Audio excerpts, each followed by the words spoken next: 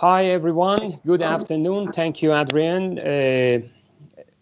Actually, the Canadian Institute for Cybersecurity is a multidisciplinary training, research, and development unit that draws on the expertise of researchers from different departments, not just from computer science. The institution is the first cybersecurity institute to bring together researchers from across Canada to share the innovative ideas, create disruptive technology, and also carry out the groundbreaking research into the cybersecurity challenges. Our vision is to become one of the leading training and research institutes in Canada by 2021 by reshaping the future of the cybersecurity. Actually, our mission is to contribute to Canadian society by being a transformational leader in cybersecurity through problem solving, quality research undertaking, and also intellectual property generation. We are around more than 50 professors, researchers, graduate students, security architects, and developers. And we are going to be bigger soon. So that was fantastic. Thank you so much for that. So what I'd like to do now is move into your presentation on the cybersecurity data repository. So this is the presentation from Arash today. Thank you very much, Arash. Take it away. You're welcome.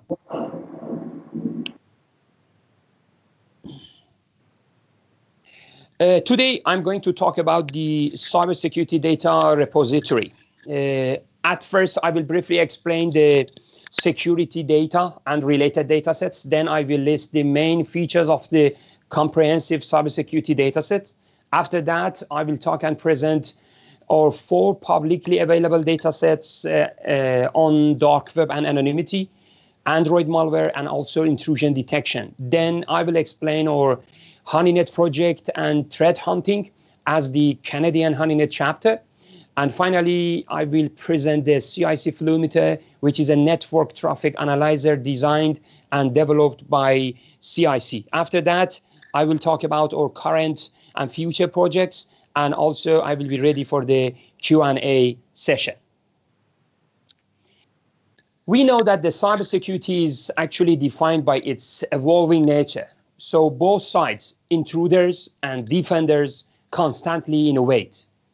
We believe here that the biggest challenge for cybersecurity actually results from 3 megatrends. Number one, or the first one, is the exponential growth in data. Second one is the extreme and growing shortcomings of the current solutions, especially security solutions that we have. And the last one is the high rise of the frequency and severity of individual and group attacks that we have. So we have lots of data and information that we call big data. And also we have lots of security models and solutions, but with many vulnerabilities and weaknesses. So how can we test the security models, the solutions that we have, and find these vulnerabilities before delivering to the customer, to the world? The answer is the security data repository, or the security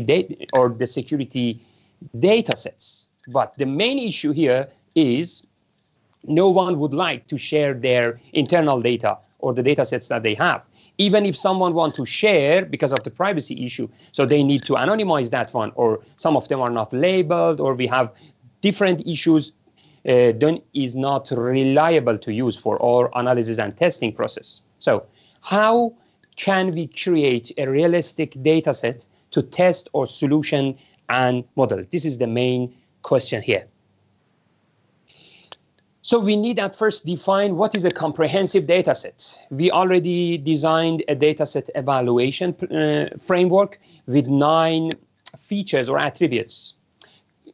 If we want to have a comprehensive data set, we need to have a complete infrastructure configuration. We need to have a complete interaction. We need to have a complete capture. It means all stages should be captured and monitored. We should think about heterogeneity. It means all related sources to this domain that we are going to capture should be active and work.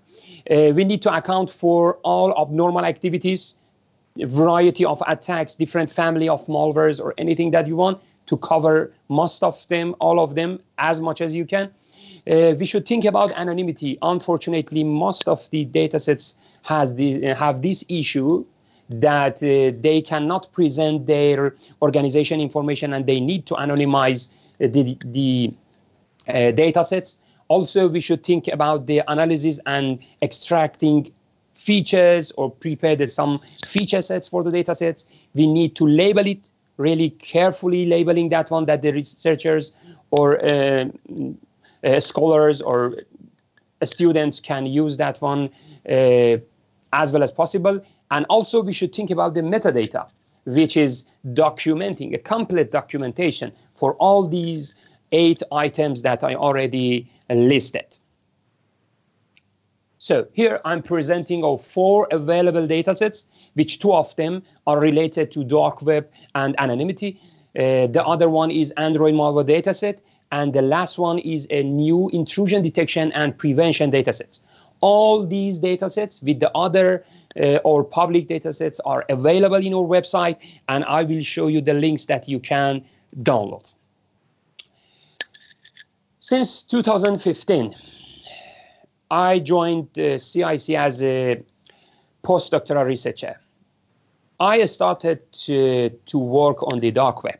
So we already think here that how we can take the measures necessary to combat the dark web of criminal online activity, but without infringing on the privacy of the individual. It means how we can identify threats and the sources of threats using high-level traffic analysis instead of relying on the deep packet inspection that actually touches the data of the law-abiding citizens and also breaching their privacy. So to cover this issue, we work on monitoring and analyzing encrypted traffic, which is a key technology used in the different privacy-enhancing tools that have appeared in the recent years.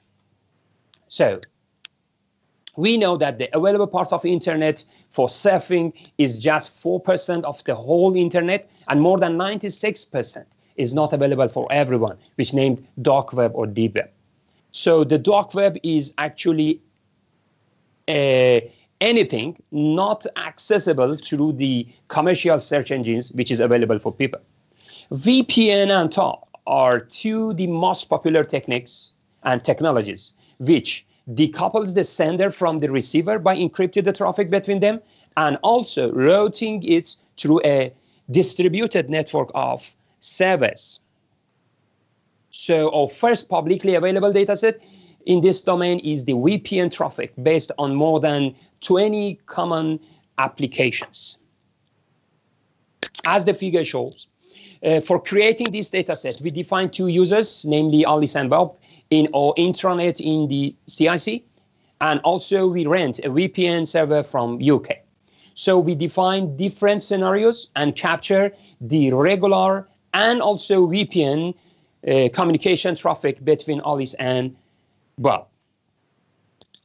As you can see in this table, we focus on more than 20 common applications based on 7 different types. So for web browsing, we already have Firefox and Chrome. For email, SMTPs, POP3, and IMAPs. For chat, we had ICQ, AIM, Skype, Facebook, and Hangouts.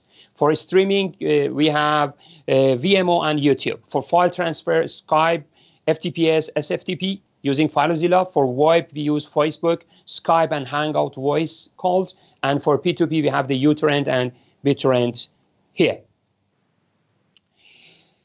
As encryption actually is a time-consuming process, so here we just extracted 8 categories of the time-based features from the network traffic.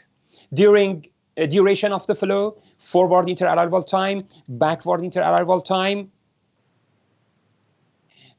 flow inter-arrival time, the active time, the idle time, the byte per second, and also the packets per second. For each categories, we already calculated the mean, the standard deviation, the maximum, and the minimum.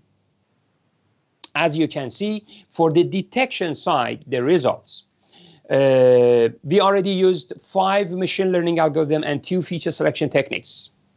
On detection, the result shows just with 4 features, minimum flow interval time, standard deviation, backward interval time, also mean backward interval time, and the maximum backward interval time.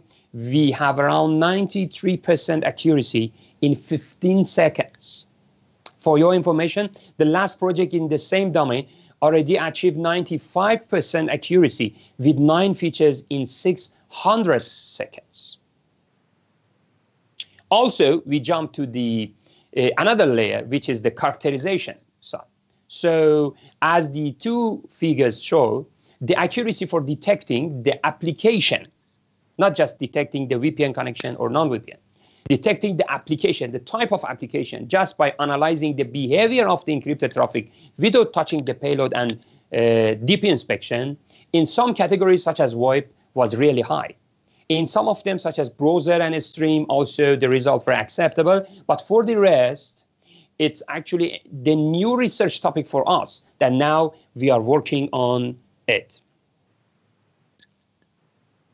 Again, another research topic on the same domain. Since 2016, we also started work on the TAW architecture, and we tried to think about the encryption and anonymized traffic based on this technology, especially the Tor tool. As diagram shows, again, we create two users, namely Alice and Bob, and create the Tor connection between them. For labeling the flows here, we used 5 specific features, namely source IP, source port, destination IP, destination port, and along with the protocol, and captured the normal and also encrypted generated traffic. Same applications and the 7 categories that we used already for VPN, we already repeated here for the Tor for 1 week, and we captures the different scenarios of communication on different applications for 1 week between Alice and Bob. And also, because of the time-consuming process for encryption, we just extracted those 8 categories time-based features and then calculate the mean, the standard deviation, maximum, and the minimum of each feature. So, as the analysis and results shows, we tested the proposed feature with 5 machine learning here and also 2 feature selection techniques. As you can see in 2 graphs, again, mean flow interval time, standard deviation backward interval time, mean backward interval time, and maximum backward interval time. We already have around 91% accuracy in 15 seconds. That again, for your information, the last project in the same domain achieved 95% accuracy with 7 features in 600 seconds just for detecting the Tor traffic. Also, we worked on the characterization side in this data set. As the 2 figures show, the accuracy for detecting of each application just by analyzing the behavior of the encrypted traffic in some categories, such as VoIP, P2P, were really high. In some of them, such as email and chat, also is not good, but it's really the new research topic that our group is working here on it. We know nowadays that, okay, available application in smartphones are really growing dramatically. So mobile malware is so pernicious and also on the rise. Having a fast and reliable detection system is really necessary for the users. So the third data sets that I'm going to talk about, that one is Android, adware, and general malware data sets that we named CICAA-GM. To be honest, there are 2 main shortcomings in the current available data sets in this domain, especially for Android malware detection. Most of the data sets are already using the emulator instead of the real phones. So we know that several malware families can detect the emulator environment, and then they will not be activated or they will not start to interact with the system. And also, just installing the malware without any interaction with the malware will not bring the real behavior of the malware up, which is another shortcoming of the current and available data sets in this domain. So as the figures show, we created an infrastructure with group of real smartphone, different brands, along with related hotspots for internet access and also capturing the process. And we defined different activation scenarios to activate the malware based on their family description. More than 2,000 samples have been collected here and tested. And the second figure shows the similarity graph generated by the Droid King. And as you can see, we have three main classes: benign, general malware, and also adwares. All these data sets are available, and in each part you can just click on the link and you can download the data set if you want. So as the analysis and the result, it means show us that in this data set, based on the 4 different scenarios that we define, first one, all malware versus the benign one. The second one, adware versus the benign one. The third scenario, general malware versus benign. And the last one, adware, general malware, and benign. We already used 5 machine learning algorithms and 2 feature selections.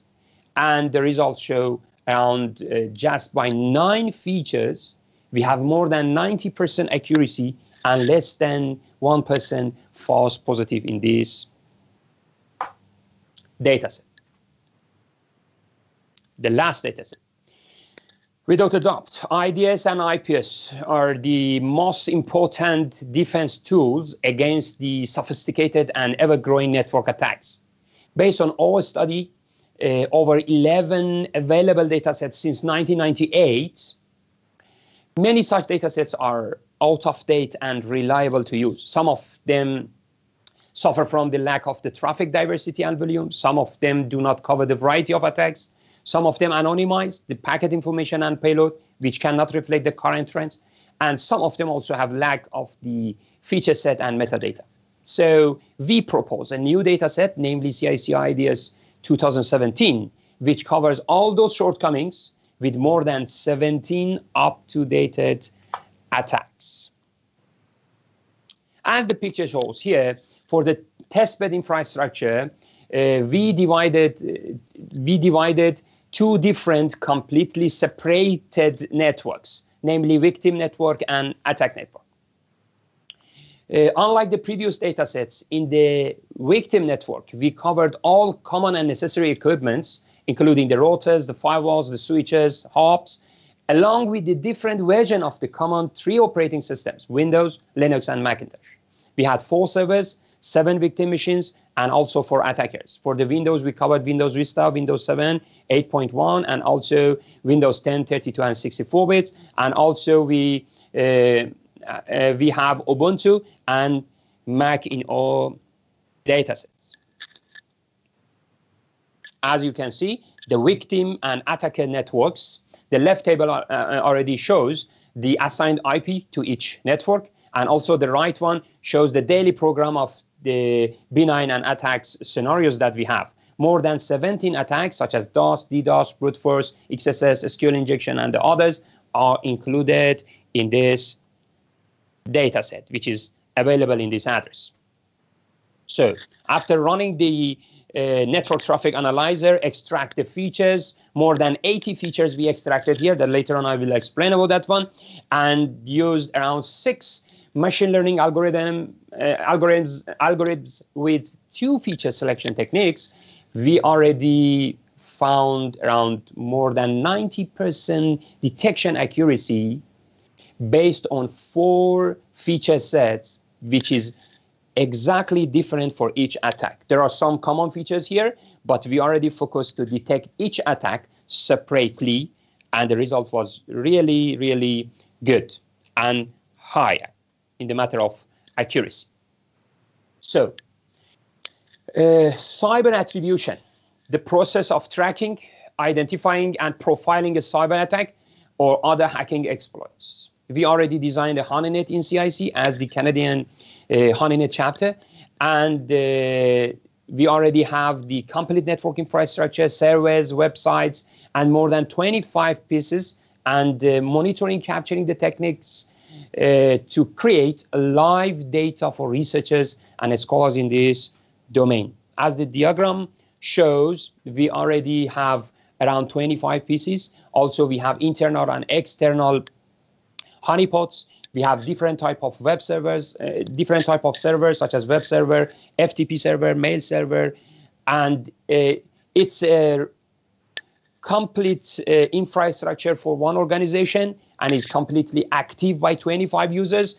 But the purpose of this actually company is capturing the attack scenarios and using the current and available tools and solutions. For example, for firewalls, we are going to have weekly report here, and every week we are going to change the softwares and application that we are going to use, even sometimes the infrastructure. For firewalls, we already tested Untangle, pfSense, and IPCOP. And also for honeypot, we use different type of the available tools and open source programs. And also for analyzer, we are using the Security Onion, Bro, and or in-house designed analyzer, CIC flow meter. The main purpose of the project is going to measure and report a live cyber attack world map, top countries, top IPs, top port numbers, top CVEs, and common username and passwords and common commands. So we want to prepare actually an attack behavior pattern which can be useful for the attack attribution, which is the main idea and the objective of this project. If you want to see the report, the weekly report, you can go to our honeynet.html page in the CIC website. And if you want to see the live data, I think from this Monday, you can see the honeynet.ca with the live cyber attack world map and the live commands and activities of the attackers.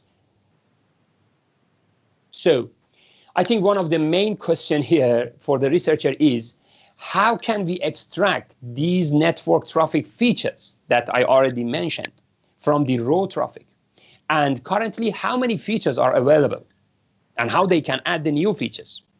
So as I mentioned before, feature extraction and analyzing the created dataset is one of the major aspects for a comprehensive dataset. So here I would like to talk about our network traffic analyzer, namely CIC flow meter, which is a network flow generator and also feature extractor that can extract more than 80 unique features from the network traffic live or PCAP files. We already started 2016 with the first version of this network traffic flow generator, which based on the flow timeout and also the fin flag, the standard of timeout, we already found 600 seconds, and the application actually generating bidirectional flows, and the first version already delivered by 40 network traffic features. On the second version, we already increased the number of the features to the 80 features, and we renamed the project as the CIC flow meter, which is available on the GitHub, and actually we are using the GNet PCAP 1.3. Later on, we already recognized that there are some out-of-memory issue here because of the library version that we have, so we improved the project to the GNet PCAP 1.4 as the version 3, and also we created a UI for that one, and also we give this opportunity to user to have the real-time packet analysis. You can find the project here available as a jar package, or if you want the source code, you can go to the GitHub. As you can see, for the offline option, user can select the PCAP files and as much as he wants, and then application will start to analyze the PCAP one by one and create a CSV file per PCAP file. So the application also has some information about the file, the generated flows, and everything that is going to work in backend side for each CSVs, and also printing on the script.